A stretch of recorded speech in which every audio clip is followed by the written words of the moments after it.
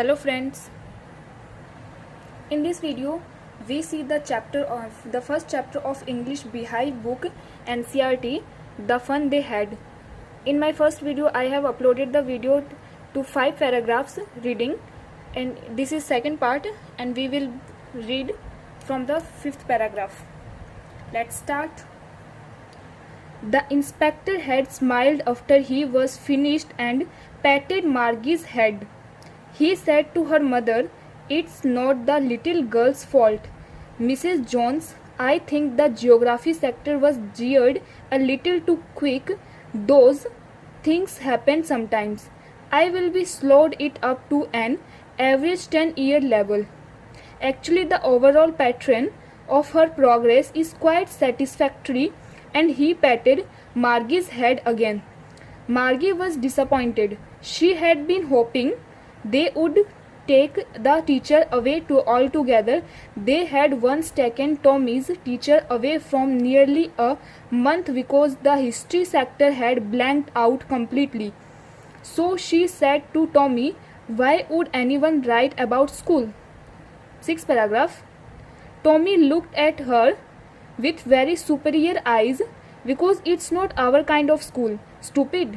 This is the old kind of school that they had hundreds and hundreds of years ago," he added loftily, pronouncing the word carefully.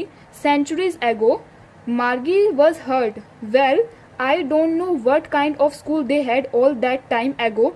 She read the book over his shoulder for a while, then said, "Anyway, they had a teacher. They had a teacher. It was a man." "Sure, they had a teacher, but it was not a regular teacher. It was a man." "A man? How could a man be a teacher?" "Well, he just told the boys and girls things and gave them homework and asked them questions." 7th paragraph. "A man is not smart enough." "Sure, he is my father. Knows as much as my teacher. He knows almost as much, I betcha." Margie was not prepared to dispute that. She said, "I would not want a strange man in my house to teach me." Tommy screamed with laughter. "You don't know much, Margie. The teachers did not live in the house. They had a special building and all the kids went there.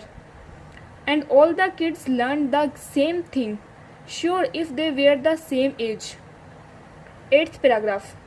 "But my mother says a teacher has to be adjusted to fit the mind of each boy and girl it teaches, and that each kid has to be taught differently. Just the same, they did not do it that way then. If you don't like it, you don't have to read the book." "I don't say I don't like it," Margie said quickly. She wanted to read about those funny schools. They were not even half finished when Margie's mother called. "Margie's school." Margie looked up. "Not yet, Mama." "Now," said Mr.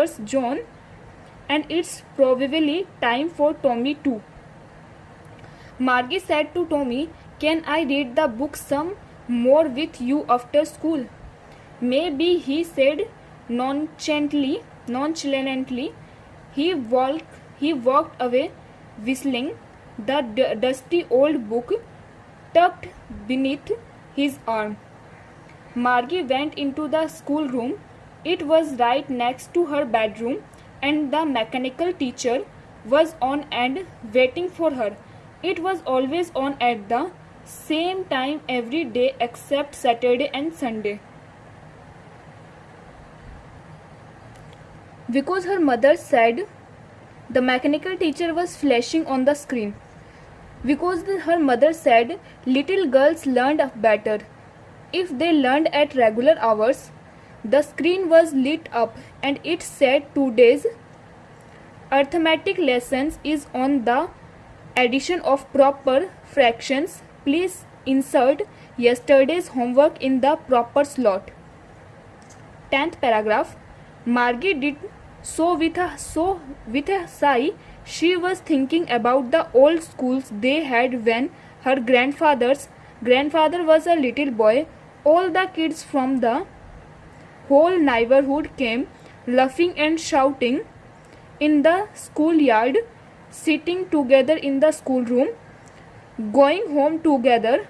At the end of the day, they learned the same things so they could help one another with the homework and talk about it. And the teachers were people. The mechanical teacher was flashing on the screen when we add fractions 1 by 2 and 1 by 4. Margie was thinking about how the kids must have loved it in the old days. She was thinking about the fun they had. Okay friends, we finished the first chapter is the fun they had of reading. Okay, thank you. Bye bye.